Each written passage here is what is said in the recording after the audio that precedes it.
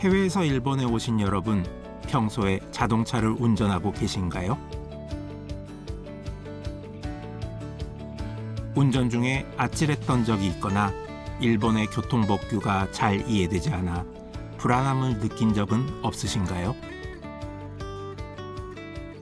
교통사고를 일으키지도 당하지도 않기 위해 일본의 기본적인 교통법규와 교통예절을 함께 익혀봅시다.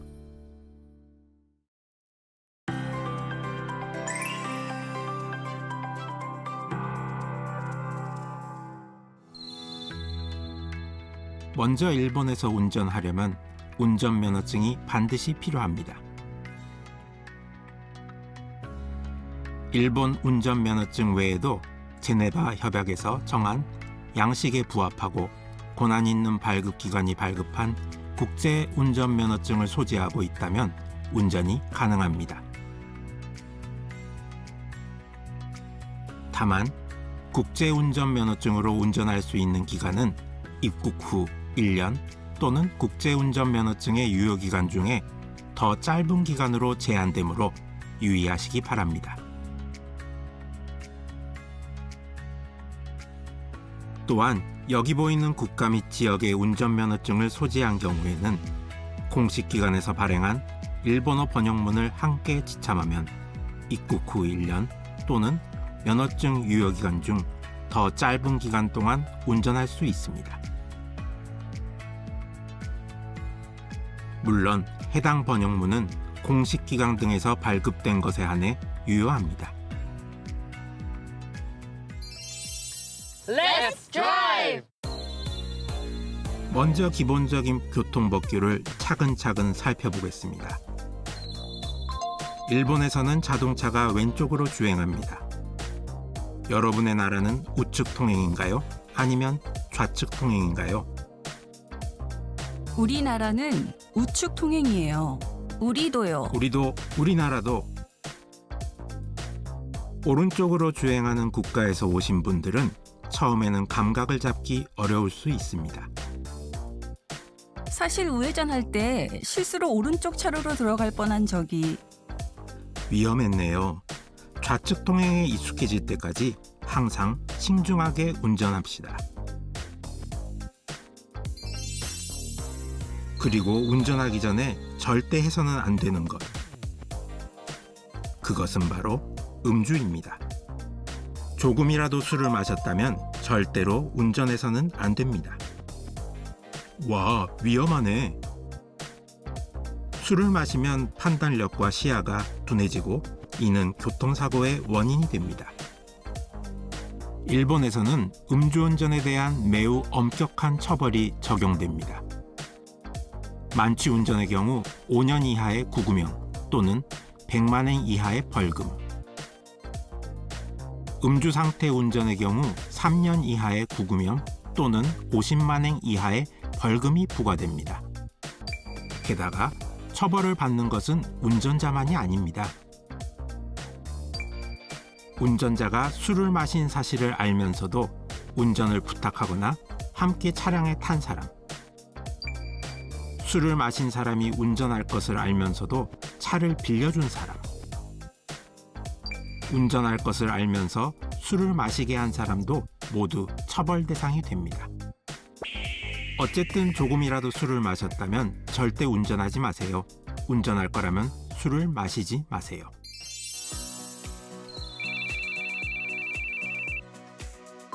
운전 중에 휴대전화를 손에 들고 통화하거나 화면을 계속 주시하는 행위는 모두 금지되어 있습니다. 이를 위반할 경우 6개월 이하의 구금형 또는 10만 엔 이하의 벌금이 부과됩니다. 사고를 일으키는 등 위험한 운전을 할 경우에는 1년 이하의 구금형 또는 30만 엔 이하의 벌금이 부과됩니다. 그렇다면 핸즈프리는 괜찮을까요? 핸즈프리 사용 자체는 금지되어 있지 않지만 통화에 집중하게 되면 매우 위험합니다. 또한 핸즈프리용 이어폰을 사용해 주변 소리가 들리지 않는 상태로 통화하는 경우에는 법규 위반이 될 수 있습니다. 통화를 해야 할 때는 안전한 장소에 정차한 후 통화합시다.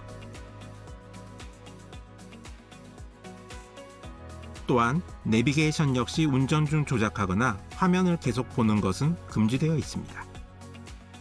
운전 전에 미리 설정을 마치고 운전에 집중합시다.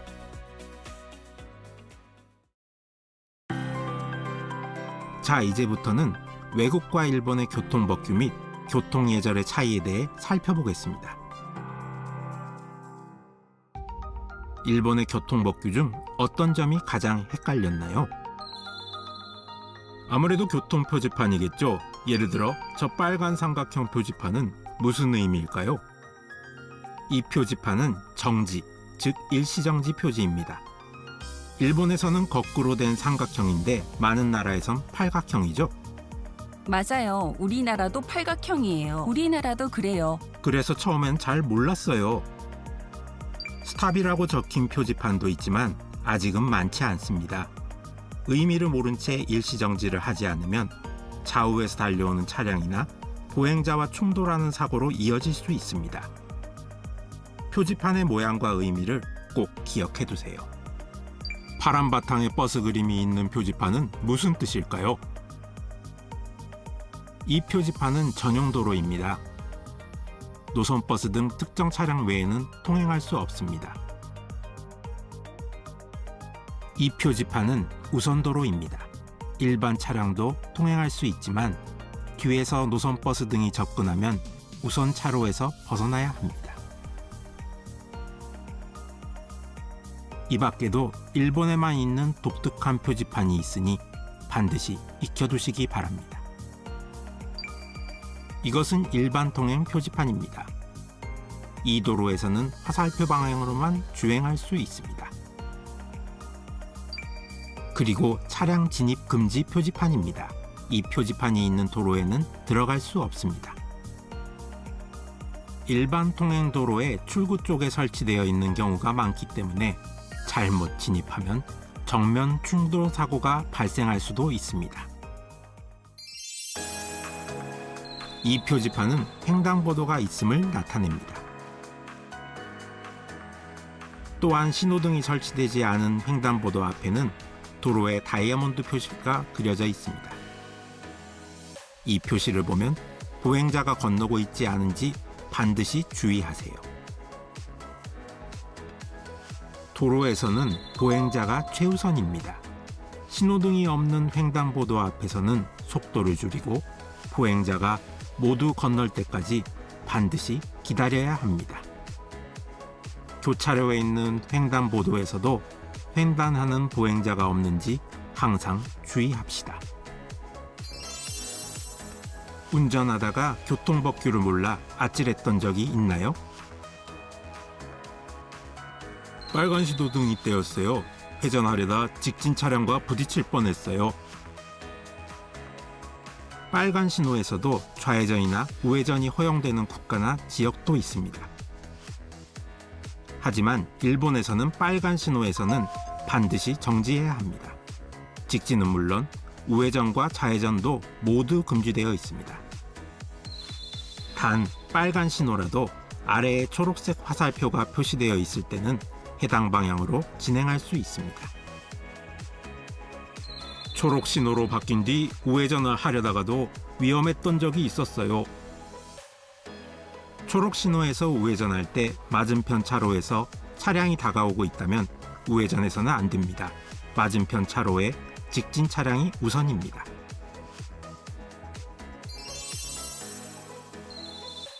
앞차와는 추돌 사고를 피하기 위해서도 충분한 차량 거리를 유지해야 합니다. 시속 60km로 주행하고 있을 경우 그 기준은 2초 이상이라고 알려져 있습니다. 시속 60km로 주행할 때 2초 동안 이동하는 거리는 약 33m입니다.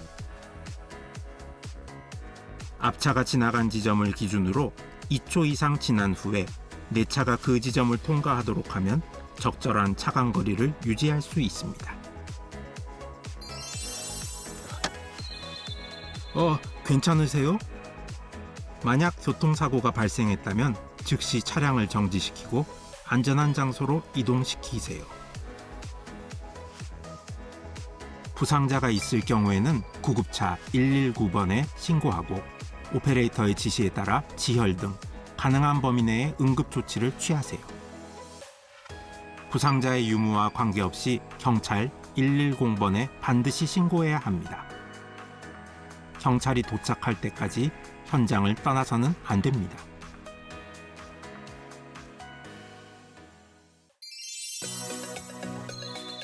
와, 정말 예쁘다. 우리나라는 눈이 안 오는데 가보고 싶다. 하지만 주의하세요. 일반 타이어로 눈길이나 빙판길을 주행하면 차가 멈추거나 미끄러질 위험이 있습니다. 반드시 사전에 스터트리스 타이어나 타이어 체인을 장착해 두세요. 스터트리스 타이어는 눈길이나 빙판길에서도 안정적으로 주행할 수 있습니다. 다만 폭설 시 체인 규제가 시행되는 경우 스터트리스 타이어를 장착하고 있더라도 타이어 체인을 장착하지 않으면 규제 구간을 통과할 수 없습니다.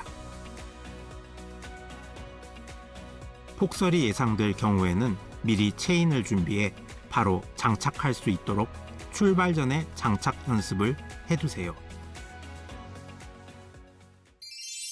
자, 출발합시다. 맞아요. 모든 좌석에서 안전벨트 착용은 의무입니다. 차에 타면 무의식적으로 착용하죠. 그렇다면 뒷좌석은 어떨까요? 안전벨트는 모든 좌석에서 반드시 착용합시다.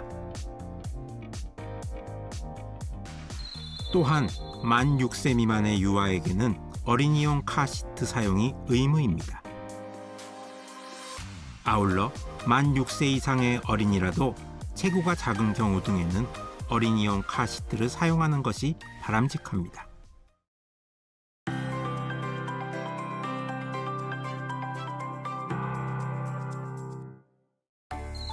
특정 소형 원동기 부착 자전거란 무엇일까요?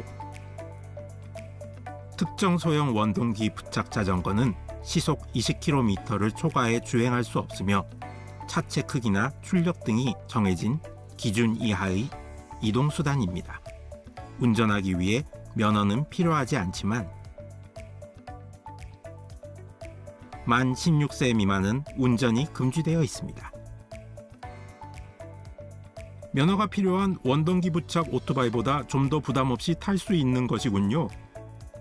하지만 면허가 없는 만큼 교통법규를 스스로 확실히 익히는 것이 중요합니다. 또한 번호판 부착 및 표시와 자동차 손해배상 책임보험에 가입해야 합니다. 술을 마신 상태에서는 특정 소형 원동기 부착 자전거를 운전해서는 안 됩니다. 또한 술을 마신 사람이 운전할 것을 알면서 특정 소형 원동기 부착 자전거를 빌려주거나 운전할 것을 알면서 술을 마시게 하는 행위도 금지되어 있습니다. 또한 헬멧 착용은 노력 의무로 규정되어 있습니다. 그럼 제가 타볼게요. 자신의 생명을 지키기 위해 반드시 착용합시다. 차도와 보도 또는 길 가장자리 구역이 구분되어 있는 곳에서는 차도의 왼쪽 가장자리를 따라 주행해야 합니다. 오른쪽으로 주행해서는 안 됩니다. 이를 위반할 경우 3개월 이하의 구금형 또는 5만엔 이하의 벌금 등의 처분을 받을 수 있습니다. 신호등이 있는 교차로에서는 신호를 지켜야 하며 일시정지 표지판이 있는 곳에서는 반드시 일시정지해야 합니다. 이제 우회전 방법을 살펴보겠습니다. 신호등이 있는 교차로에서는 초록신호의 교차로를 직진해 건너편까지 간 뒤 그곳에서 정지해 오른쪽으로 방향을 바꾸고 앞쪽 신호가 초록으로 바뀌면 진행합니다. 이른바 2단계 우회전 방식입니다. 특정 소형 원동기 부착 자전거를 운전하고 신호 위반 등 일정한 위반 행위가 3년 이내에 2회 이상 적발될 경우 특정 소형 원동기 부착 자전거 운전자 강습을 반드시 수강해야 합니다. 교통법규를 지키면서 즐겁게 타야지. 어땠어? 기분 최고야. 다음으로 자전거의 교통법규를 살펴보겠습니다. 여긴 제가 탈게요. 자전거는 법적으로 경차에 해당하므로 차도 통행이 원칙이며 왼쪽으로 주행해야 합니다. 예외적으로 보도를 주행하는 경우에는 차도 쪽 가장자리를 서행해야 하며 보행자의 통행을 방해할 우려가 있을 때는 반드시 일시정지해야 합니다. 신호등이 있는 교차로에서는 신호가 초록색으로 바뀐 후 진행해야 합니다. 일시정지 표지판이 있는 교차로에서는 반드시 일시정지하고 안전을 확인한 뒤 출발합시다. 자전거도 음주운전은 금지입니다. 자동차와 마찬가지로 만취운전이나 음주상태 운전을 하면 엄격한 처벌을 받습니다. 만취운전은 5년 이하의 구금형 또는 100만엔 이하의 벌금, 음주상태 운전은 3년 이하의 구금형 또는 50만엔 이하의 벌금이 부과됩니다. 술을 마신 사실을 알면서 운전을 부탁하거나 함께 차량을 탄 사람, 술을 마신 사람이 운전할 것을 알면서도 자전거를 빌려준 사람, 운전할 것을 알면서 술을 마시게 한 사람도 처벌 대상이 됩니다. 야간에는 전조등을 반드시 켜야 합니다. 자전거 운전 중 스마트폰을 손에 들고 화면을 보거나 통화하는 행위 역시 법규 위반입니다. 법규 위반 시 6개월 이하의 구금형 또는 10만엔 이하의 벌금이 부과됩니다. 또한 자전거를 운전하며 신호 위반 등 일정한 위반 행위가 3년 이내에 2회 이상 적발된 경우 자전거 운전자 강습을 수강해야 합니다. 자전거 운전 시 헬멧 착용도 노력 의무로 규정되어 있습니다. 자전거를 탈 때는 반드시 헬멧을 착용합시다. 2026년 4월부터는 자전거 교통 위반 알림 제도, 이른바 파란 딱지가 시행되었습니다. 이는 신호 위반, 일시정지 불이행, 보도에서의 보행자 방해, 휴대전화 사용 등 교통사고의 원인이 될 수 있는 악질적이고 위험한 교통 위반 행위에 대해 반칙금을 납부하면 형사 절차를 생략할 수 있도록 한 제도입니다. 자전거도 차량입니다. 교통법규를 확실히 지켜야 합니다. 페달이 달린 전동 바이크를 알고 계신가요? 이는 원동기와 페달을 모두 갖춘 차량으로 원동기만으로 주행할 수 있고 페달을 사용해 주행할 수 있는 이동수단입니다. 자전거와 비슷해 보이더라도 전동 보조 비율 기준을 초과하는 경우에는 페달이 달린 전동 바이크에 해당합니다. 오, 와우. 타보고 싶다. 하지만 이것은 자전거가 아니라 일반 원동기 부착 자전거 등으로 분류됩니다. 겉모습은 자전거와 비슷하지만 자전거가 아닙니다. 운전면허가 필요하며 필요한 면허 없이 운전하면 무면허 운전이 되어 엄격한 처벌을 받게 됩니다. 또한 공공도로를 주행하려면 번호판 부착 및 표시, 방향 지시 등 차량 안전 기준 충족, 자동차 손해배상 책임보험 등에 반드시 가입해야 합니다. 보도를 주행하는 것은 금지되어 있으며 헬멧 착용은 의무이기 때문에 운전 시 각별히 주의가 필요합니다.